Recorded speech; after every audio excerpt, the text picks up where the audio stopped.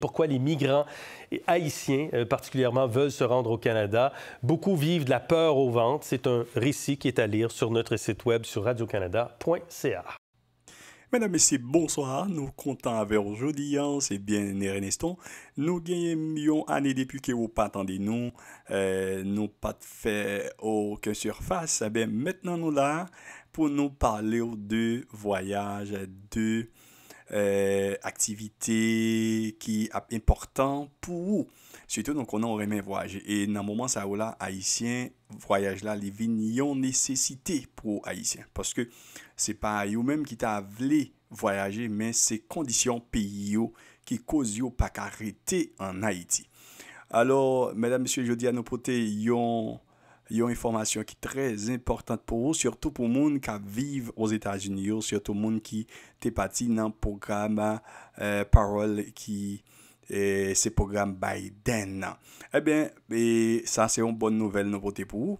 Et ça a gagné aux environs 4 jours depuis que la nouvelle s'est sortie dans Radio et Télé-Canada, côté que ministre immigration, lui parler et Jean-Michel parler, ça fait nous sentir qu'en mois d'août, nous connaissons que TPS, tout le monde qui était parti dans Biden, dans le programme Biden, eh bien, moun sa yo, et TPS yo gen pour expirer en mois d'août, et là, moun sa yo pral dans une situation irrégulière aux États-Unis.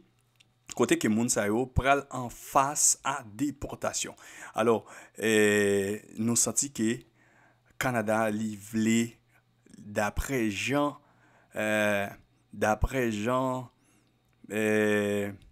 ministre immigration parlé a moi senti a gagné un programme y a metté pour haïtien ça et me senti même sous pas gen famille a un programme surtout yo quoi que haïtien parler français yo gen une série de zones au Canada côté moun yo besoin moun qui parle français pour français capable toujours rester dans le pays parce que au Canada et à 80-85% moun yo c'est anglais au parler.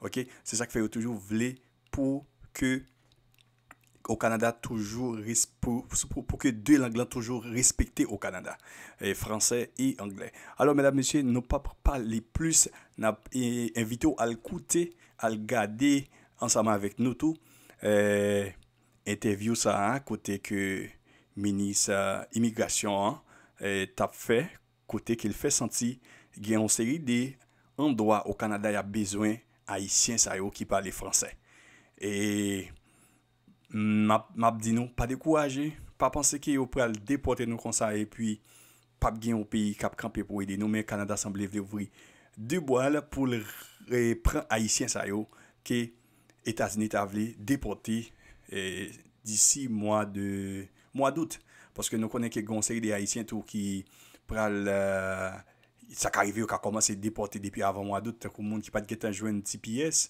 monde qui pas de guetan faire rien du tout yo. Alors restez dans caché parce que je pense que les programmes ça ouvrir ou avoir une chance pour traverser le Canada. On a le temps ensemble avec. En Floride au cours des derniers jours pour comprendre un peu ce qui se passe aux États-Unis, pourquoi les migrants haïtiens particulièrement veulent se rendre au Canada. Beaucoup vivent de la peur au ventre. C'est un récit qui est à lire sur notre site web sur radiocanada.ca.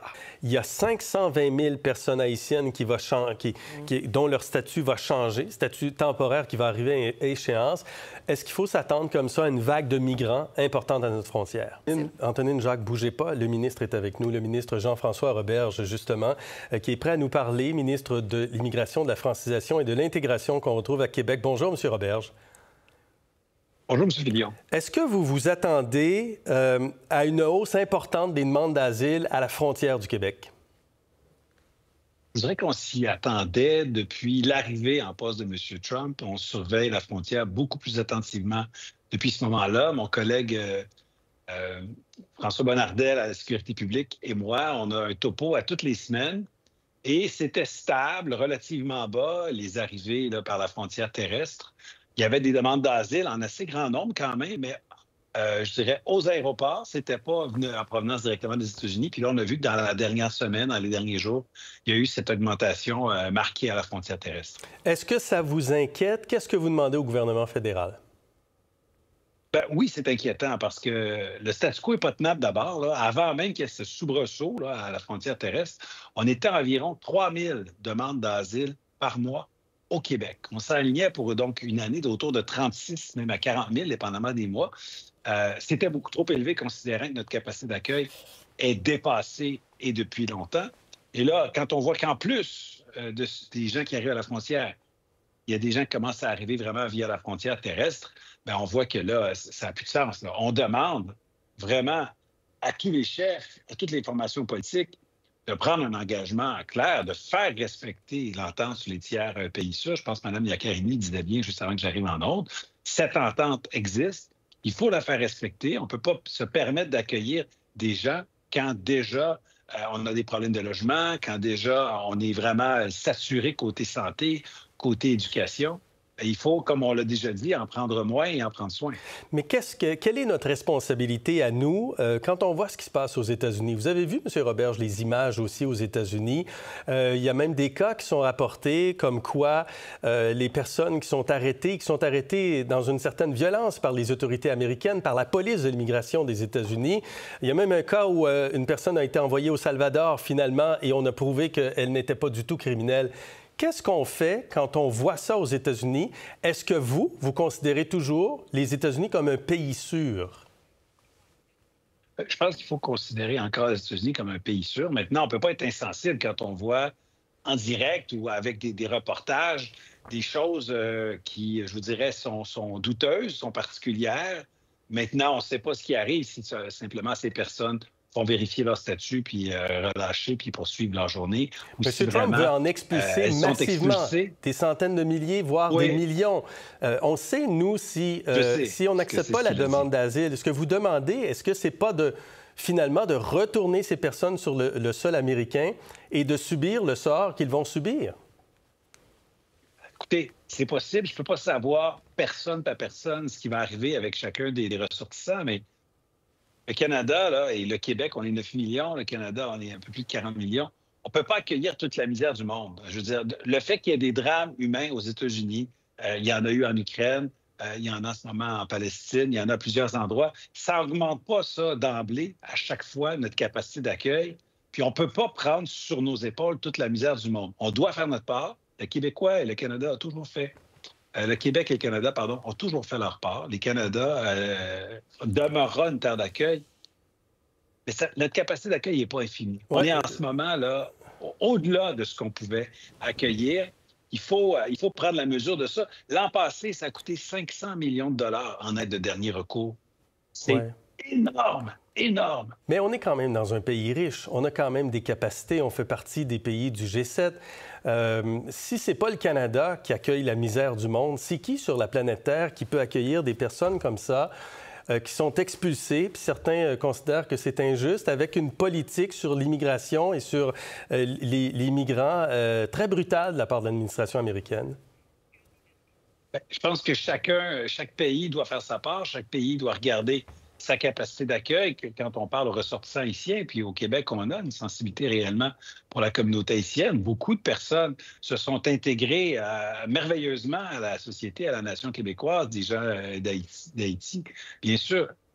Mais il y a beaucoup d'Haïtiens. Il y a des centaines de milliers d'Haïtiens qui pourraient être expulsés par les Américains, là. Je comprends, mais écoutez, on ne peut pas accueillir des centaines de milliers d'Haïtiens de plus dans la prochaine année, juste au Québec, là. Au Québec, là, notre capacité d'accueil, grosso modo, là, ça a été, ces dernières années, là, entre 25 000 et 50 000 personnes. Total. Et là, depuis 2-3 ans, on accueille, en plus des immigrants permanents, 50 000, 60 000 personnes, on dit temporaires, mais qui restent ici pendant plusieurs années. À un moment donné, ça ne fonctionne pas là, pour le logement, pour la santé, pour l'éducation, pour la francisation. Donc, oui, on va faire notre part, mais on ne peut pas accueillir toute la misère du monde. Puis on s'attend à ce que le gouvernement canadien actuel, mais aussi le prochain gouvernement canadien, donc les chefs qui veulent diriger le Canada, fassent preuve de leadership et annoncent qu'ils sont capables de prendre des décisions difficiles. Quand on se lance en politique, c'est pour prendre des décisions difficiles, Oui. des fois qui sont populaires, des fois qui sont moins populaires, mais on a des responsabilités sur le moyen terme et le long terme. Mais le contexte actuel est quand même difficile aussi pour nous, face aux Américains, face à ce qui se passe. Je mentionne qu'il y a 520 000 Haïtiens dont le statut va changer en août prochain aux États-Unis. Donc, c'est des gens qui, pour beaucoup, s'ils retournent dans leur pays d'origine, sont en situation dangereuse, en difficulté, et donc qui vont tenter de demander l'asile au Québec, au Canada. Quels sont et on va terminer là-dessus, M. Roberge. Qu'est-ce qui va se passer? Qu'est-ce qu'on va faire au Québec si les demandes continuent d'augmenter? Parce que dans les faits, on pense que les demandes vont continuer d'augmenter au cours des prochains mois.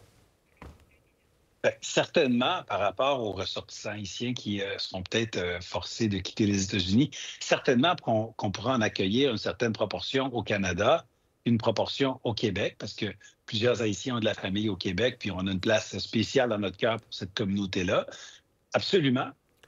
Mais sinon, il faudra trouver d'autres endroits où ils peuvent être accueillis, logés dignement, puis se refaire une vie. Maintenant, c'est triste de voir des politiques appliquées de manière aussi drastique, à coups de décrets spectaculaires signés par un président qui, je vous dirais, prend des décisions qui sont douteuses, autant d'un point de vue migratoire que d'un point de vue économique. C'est triste, mais vous ne remettez pas en question l'entente avec les États-Unis. Non, je ne remets pas en question l'entente avec les États-Unis parce qu'on a bien peu de leviers pour contrôler notre immigration. On a vu que le gouvernement canadien avait carrément perdu le contrôle de ses frontières pendant un certain temps. Là, on a regagné d'une certaine manière le contrôle de notre frontière terrestre, mais beaucoup de demandeurs d'asile continuent d'arriver à chaque mois par les aéroports. Et puis, on ne peut pas avoir des brèches un peu partout, à gauche, à droite, puis penser qu'on va réaliser l'impossible. Il faut être responsable, raisonnable. Oui, le cœur sur la main. Oui, faire notre part. Mais on ne peut pas faire plus que notre part. C'est aussi simple que ça. Merci, M. Roberge, d'avoir été avec nous cet après-midi. Merci, au revoir. Réaction, Jacques, Antonine. À ce que dit Antonine, vous étiez en train de parler à ce que dit M. Roberge.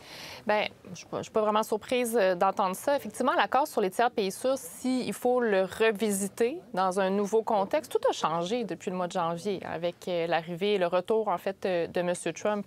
Est-ce qu'il faut le revisiter? C'est sûr que de négocier cet accord-là avec l'administration actuelle, ce ne sera peut-être pas très agréable. Mais je pense aussi que c'est un enjeu qui est global. Là, on voit une situation qui est urgente, puis on va agir dans l'urgence. Mais sur le moyen et le long terme, le système d'immigration, où on fait une planification ici au Québec de l'immigration. On a de l'immigration qui est permanente, on a de l'immigration économique qui essaie de répondre à des besoins qui sont économiques. Il y a une partie qui est réservée pour les réfugiés. C'est les demandeurs d'asile notamment qui vont être acceptés là, par la commission qui décide si une demande d'asile est valide ou non. Bien, ça ne fonctionne plus, là, parce qu'on met des seuils d'immigration à 45 000, 55 000, et de l'autre côté, on a un flux migratoire qui arrive et la décision de la validité d'une demande d'asile, elle n'est pas nécessairement entre nos mains. Donc, on a vu dans les dernières années, par exemple, d'essayer de trouver des solutions pour que les demandeurs d'asile, plus rapidement, puissent se mettre au travail, avoir des permis de travail pour qu'ils puissent contribuer à la société, puis de ne pas seulement être sur l'aide de dernier recours. Ça, c'est un exemple d'adaptation. Mais plus globalement, quand on va faire la prochaine planification de l'immigration, on n'a pas le choix de prendre ça en compte parce que les demandeurs d'asile qui font vraiment leur demande ici, de toute façon, c'était en augmentation. On est déjà dans une obligation d'adaptation. Jacques, le ministre dit il faut en prendre moins, il faut en prendre soin, là, reprenant un peu le slogan de M. Legault d'une campagne électorale. Il dit qu'on n'a pas le choix d'agir comme ça. On ne peut pas accueillir toute la misère du monde. En même temps, la misère du monde, c'est comme vous disiez tantôt, c'est des vraies personnes aux États-Unis qui font face à une administration très brutale. Ouais, bien, je pense que historiquement, le Canada, le Québec a été capable et en mesure d'accueillir une bonne partie de la misère du monde et on a été capable de le faire dans une dynamique d'intégration. Ce qui marche moins ces dernières années, je pense qu'on l'a assez dit, là, ça a peut-être un peu dépassé les capacités d'accueil.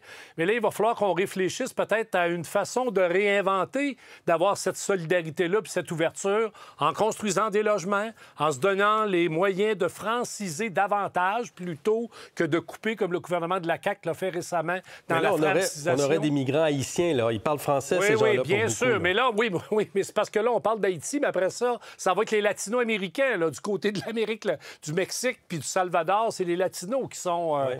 Donc, il va falloir, je pense, sortir de la case. On ne pourra pas juste dire « fermons de façon plus hermétique les frontières ». Ça n'arrivera pas et ça ne se passera pas. Maintenant, je suis d'accord. Est-ce que, dans le contexte de la campagne électorale actuelle, plutôt que de parler de Trump et des tarifs, on ne pourrait pas débattre de comment, au Canada, on va se donner les moyens d'être davantage ce que nous avons toujours été, parce que démographiquement parlant, économiquement parlant, on le sait, on a besoin d'immigration. On a besoin. Pas juste parce qu'il y a une pénurie de main-d'œuvre, mais dans nos hôpitaux, dans nos centres d'accueil. Allez voir qui travaillent à Maisonneuve-Rosemont en ce moment-là. Nine et Jacques, merci d'avoir été avec nous. On se retrouve dans les prochains jours. Merci. Madame, monsieur, nous tendez, à vrai dire, Haïtiens pour une chance de rentrer au Canada. Parce que message ça, interview ça, qui fait là, il fait spécialement pour immigrants haïtiens. Mes amis, commencez à préparer pour nous venir au Canada. Et les Trump tablés déportés. Et partagez vidéo ça avec tout l'autre haïtien que nous connaissons qui besoin tenter information ça qui a utile en pile. Partagez-les avec toutes les amis de façon à ce que c'est pas vous seulement qui informer des bonnes nouvelles ça. Et pas oublier partager, commenter. Nous avons une réponse pour vous, parce que nous-mêmes nous vivons au Canada. Nous avons une bonne réponse pour vous. Et nous avons l'autre vidéo. OK? Abonnez, partagez. Bye bye.